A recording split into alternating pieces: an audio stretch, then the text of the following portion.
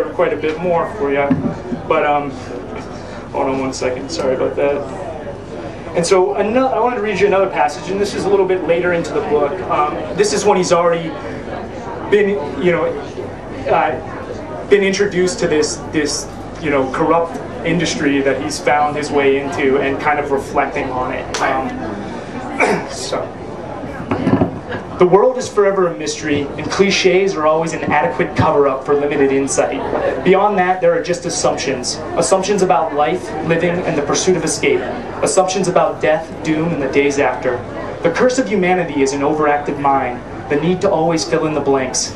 The uncomfortable shadows of doubt loom just outside the protective glow of constant analysis, just waiting for the chance to darken the picture. But embracing ignorance would leave us with nothing to do, so even I tend to keep the light on as much as possible, regardless of the electric bill. And then there is routine, the fine line between ignorance and analysis. A living days filled with predictable events, redundant conversations, and an ending you've seen 1,000 times. A slow poison, but at least it's orderly, and in America, at least it's an identity. What would we be without our careers, without our accomplishments on paper? If you were forced to tell people about yourself without giving your resume, what would you say? Would you know where to begin, or simply dance around the point by discussing the weather and how it affects your mood? Would you recite out-of-context lines from the 6 o'clock news to appear worldly? Or would you simply be honest and say that you just don't know? That despite all the years you've lived with yourself, you're still not sure who you are, and every time you think you get a handle on it, the disruptive wink of change forces you to once again reinvent yourself. This time wiser, older, less motivated, and inevitably apathetic. Do this enough times, and it too becomes nothing more than a sadistic routine that fools you into thinking things are going to be different.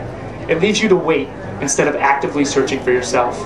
Of course, from 9 in the morning to 5 at night, there are limitless employed distractions, and those mystifying concepts regarding existence and interplanetary alignment are pushed aside for deadlines and coffee machine indulgences. Television shows and sports statistics are what matters when people are in public. They're safe topics, common ground. Essential tools used to hide the fact that we're all crazy and not quite ready for prime time. But what if you had to tell people what you were really thinking about?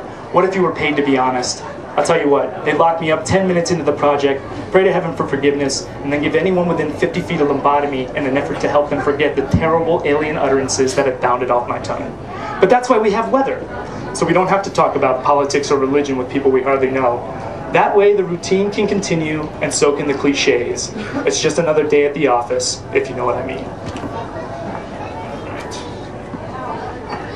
So I'm going to read you guys one last part, and then we'll open up to any questions that you might have. And this will. I wanted to read you this part because this will kind of show you how we worked the line. You know, nothing. Freedom's just another word for nothing left to lose. How it really resonated throughout the book. So. Freedom is just another word for a lot of things. It's both the essence of humanity and the empty promises of 10,000 pages of scripture. It is the pledge of a nation to its people and the favorite hostage of a tyrant. It is the cryptic poetry of the oppressed and the windswept caution of the rich and powerful dancing away happily on the breeze it was thrown into. It is the isolated lament of the incarcerated and the pale moonlit ballad of the wanderer. It is the mantra of the militant, a cause worth fighting for, a hope on the horizon, a fleeting and forgotten dream. It is the way nature intended it. And perhaps this is a central flaw in the concept of freedom. When a word has too many variances in its meaning, it becomes the constant victim of misconstrued interpretation, and its value ultimately begins to decline. The term itself becomes broad and ambiguous, leaving it open to be redefined by anyone who has some lingering notion of its original definition. And then, suddenly, something simple and beautiful is washed in a bathtub filled with high-stakes arrogance and toxic waste, and it melts and mutates into a weapon or a bribe or a myth. Yet it has been said that freedom comes with a price. I believe wholeheartedly that this phrase should be changed to "your freedom comes at a price," because that is the honest truth. As far as I can tell, everything that seems to be free is either lying, ignorant, or rich enough to appear that way. The only real freedom we have is in our own minds, which is conversely the reason why the world is so in the first place. The freedom to imagine the possibilities of progress, the choice to dream of a better tomorrow, and the liberty to take as many liberties as we so desire is the molten core of both prosperity and demise. We're just left to hope we pick the right type of crust to stand on. Unfortunately, Satisfaction is only guaranteed in commercials, and the grass is always greener on the other side of the fence. Unless, of course, you let your dog piss and shit on your next door neighbor's lawn. And isn't that really what happens in this world? We just find ways to constantly provoke each other by sending the proverbial hounds out to piss on our neighbor's lawn in order to make our own seem better, greener, the envy of the planned residential subdivision. The reason for this constant defacing of figurative property is simply that destruction is easier than creation, and in parallel, history, along with the people who write the history books, helps to heal all wounds. Of course, time, like a scratched record, skips ahead and then inevitably repeats itself over and over again until someone either changes the track or turns off the music altogether. Then, there is a silent lull until the album is remastered and repackaged and sold to a brand new crowd of soon-to-be deaf ears with their own pack of dogs primed and ready to do their bidding. All right.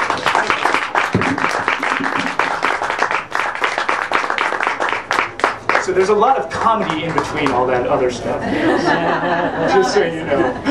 But I'll take any questions real quick, if you guys have any, and then obviously we'll be over at this table hanging out, shooting shit. So, any questions? Yeah? Is this your first book? Yes, it is. Thank you. How did you get it published? Tenacity. I mean, that's probably the easiest way to explain it. You know, just a small publisher up in Oregon where I live, and that's how I did it. So, but yeah, I'm in the midst of working on a second one right now, and this one's been getting really good reviews. If you guys go check it out, thank you very much. Appreciate it. All right. Thank you, Chad. And I'm sorry. I feel like because I asked him what he does, but I didn't do it because I wanted to gain anything. I just wanted to know what he did so I could introduce him properly. But You make a anyway, here's a special bookmark that was designed for you. A personalized one. It has your name on it, your class year. May you read well, and congratulations on your first book. I'm going to buy one myself. Thank you.